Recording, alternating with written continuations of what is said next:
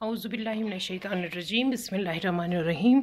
Assalamualaikum warahmatullahi wabarakatuh. Students, today I, Nara, teacher Jessica Slow, delivering a lecture of class 4. Subject is EVS. Topic is safe drinking water. तो dear students, हमने पढ़ा कि water हमें कहाँ से मिलता है, वाटर के यूजेस क्या है, तो वाटर को हम कहाँ से हासिल करते है। तो आज का जो टॉपिक है that is water becomes impure owing to many reasons, कि वाटर को हम कैसे इम्प्योर करते हैं, ना साफ गंदा कैसे हम उसको करते हैं। तो first reason is here book पे, people wash their cattle in ponds and rivers. वॉश cattle in ponds and rivers। Okay, ये फर्स्ट रीज़न है कि इस वजह से फिर जो डर्ट्स और जो डस्ट वगैरह जो मड होता है कैटल्स को लगा के वो सब पॉन्ड्स में मिलता है, पानी में मिल जाता है और पानी उससे गंदा हो जाता है। Second is people wash their utensils and clothes in water. The leftover of food from the utensil and dirt from clothes mix with water. When this water flows to the rivers and ponds, it makes them dirty. दूसरा जो है जो that people wash their clothes and utensils. Clothes and utensils.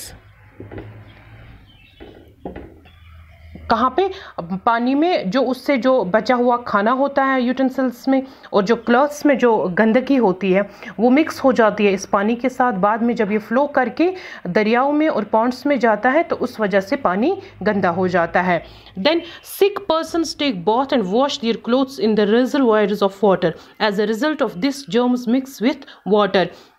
और कुछ ऐसे इंसान जो बीमार होते हैं वो जब नहाते हैं या उनके जो कपड़े होते हैं गंदे कपड़े होते हैं, जब उनको धोते हैं तो वो वाला पानी भी जब बाहर चला जाता है, फिर जब फ्लो उनका होता है वो पॉन्ड्स रिवर्स में मिक्स हो जाता है, तो उस वजह से भी पानी गंदा होता है और उस वजह से पानी पोल्यूट हो जाता है।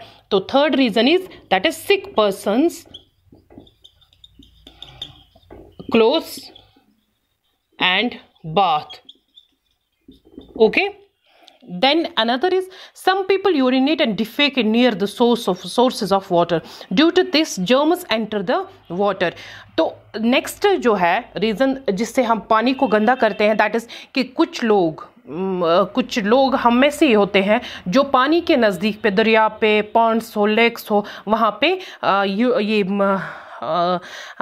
यूरिनेट करते हैं, मतलब पेशाब करते हैं वहाँ पे, तो उस वजह से भी जो जर्म्स होते हैं उसमें वो वाटर में चले जाते हैं। तो that is another reason for becoming water impure. That is some people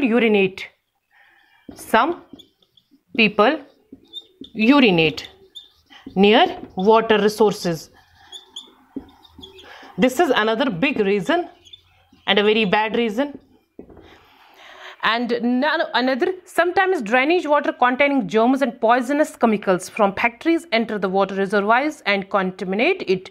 and another reason जो बिग रीज़न है कि जो कुछ भी वेस्टेज हमें फैक्ट्रीज़ या इंडस्ट्रीज़ से निकलती है, जो उनकी ड्रेनेज सिस्टम होती है, वो फिर उसको बहुत देर तक कभी वो ब्लॉक हो जाता है, उसमें से जो जर्म्स निकलते हैं और जो पॉइजनस केमिकल्स होते हैं, जहरीले केमिकल्स उसमें ये पैदा हो जाते हैं।